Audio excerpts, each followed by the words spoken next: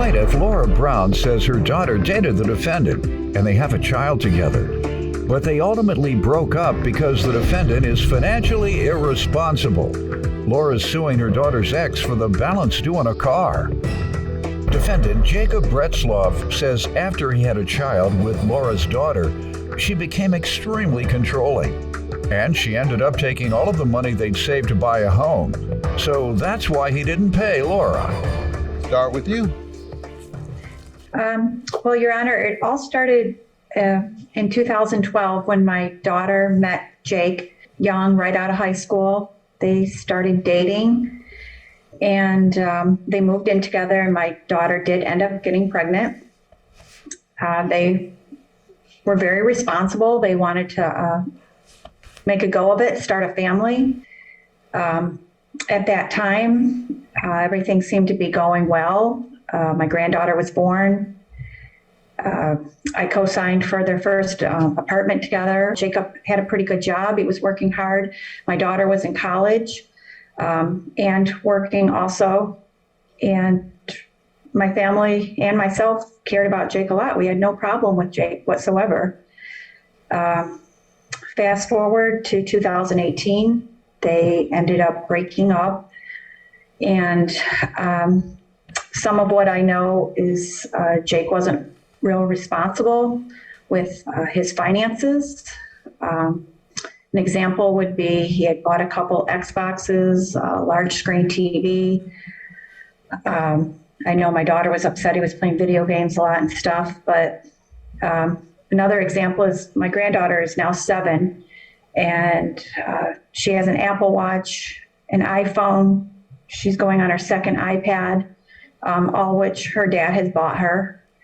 And he just turned out that he wasn't real financially responsible. But at the time in 2016, when I co-signed to lease a vehicle for him, I did not know this. I didn't realize that. Okay, let me get to him and then we'll catch up after he gives some background. Sir, you want to give some background information? Your Honor, if I can start, like she did say, in 2012, I did meet her daughter. We were together 6 years, and our relationship after we had a kid just went rocky. She was very controlling. My checks got deposited into her bank account. It was always her way or the highway. And at that point, yes, I did buy an Xbox TV in my relationship. It was my way away from the relationship. But then we did split up, and when we split up, we were looking at buying houses right before then. I had $10,000 saved up. We did. It was in her account, and we had a safe. And when we split up, she took all of that money. I had child support, and when it came around to the truck timing, when She hasn't gotten into that yet. Yeah. That's what she's suing on. You were giving me background on the relationship. Yep. So it sounds like you say from 2012 to 16, everything was all right? It was, we had our fair share, but it was all right. I know my daughter was upset he was playing video games a lot and stuff, but another example is my granddaughter is now 7, and she has an Apple Watch, an iPhone. She's going on her second iPad, all which her dad has bought her. And he just turned out that he wasn't real financially responsible. Defendant Jacob Bretzloff dated the plaintiff's daughter, and they have a child together. But he claims they broke up because the plaintiff's daughter was extremely controlling. So why do you think she changed? I always worked throughout it. There was fights at home. I was the only one that worked mostly throughout the whole relationship. What do you think changed? If she wasn't controlling from 2012 until a few years later, why do you think she became controlling? That's the biggest issue. It sounds like you say you guys had. Right. If I knew that answer, maybe we'd be together. You'd still be together if you knew the answer. All right. You only have the one child? Yes, and like she did say, I do buy these things. The backstory, I always put my daughter first. Mm-hmm. She's always been my pride and joy. She's always had everything that I could give her. And quite frankly, if that's his only habit, ma'am, you getting away good.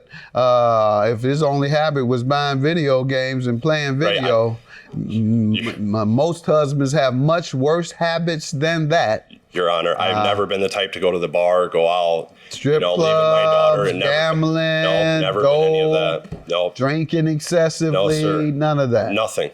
All right. And ma'am, tell me about co-signing for the truck. That's what you're suing him for. What happened there? In 2016, the vehicle that he was driving broke down and he needed a new one, and he needed reliable transportation to get to work. And at that time, I don't believe Jake had anyone that could co-sign for him. And I was willing to. I had no problem doing that. I fully trusted Jake. Well, fast forward to 2019, because it was a 3-year lease. It was due to be turned in, and they contacted me, and I contacted Jake, and he kept saying he would. That was in September. Eventually, he did turn in the lease in 2019, October. Well, that's where the problem started. There was $2,537 worth of miles over and damage to the vehicle. I said to Jake, "Are you going to pay this?" He said, "Yes." Even if you look on page 6 of the evidence, he states that he will turn in the truck in Ohio, where he's now living, and take care of any damages or payments or anything due. Well, I kept trying to reach him. He blocked me at one point. He said, "Talk to my daughter," said she's the devil, and just wouldn't pay. And my credit is very important to me. And so I made all the payments. Right. All right. Sir, what do you say to this? Yes, sir. The whole point, she did ask me, she said, "Are you going to pay me?" And at a point I just lost my job at the time, and I told her, I said, "You should ask your daughter for the money." And that's what I said to her verbally in person several times. I said, "Your daughter stole money from me. Your daughter, when we split up, she took all of Lily's toys, clothes, everything. She took everything I had." And the reason why of this was that her daughter lived with her. She supported her daughter. She supported those things. And I was, at the time, I got news for you, whether her daughter lives with her or not. Right. She's going to support her daughter. Right, I get it, exactly. And paying $1,000 a month in child support for one kid, and wow. Yeah, it's that just means you make pretty good money, though. But then I lost my job and I switched to it. It's hard to go find another job where you're going to make that kind of money. Oh, yeah. You're not going to make money anymore unless you have some paperwork. So then that's how we got to this. Paperwork, some type of preparation post-high school that you can show an employer. When Jake, Your Honor, when he did turn in the vehicle finally, he pulled up in a brand new sports car, yet he wasn't making any attempt to pay off the truck. That was his woman's.